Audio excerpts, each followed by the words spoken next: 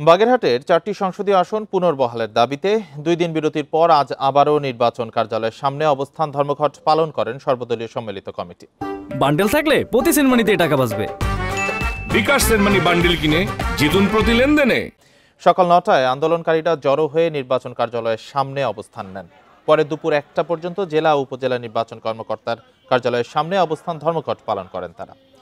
এতে নির্বাচন অফিসের স্বাভাবিক কার্যক্রম ব্যাহত হয়। সংসদীয় আসন ফিরিয়ে না দেওয়া পর্যন্ত শান্তিপূর্ণ এই কর্মসূচি অব্যাহত থাকবে বলে জানিয়েছে আন্দোলনকারীরা।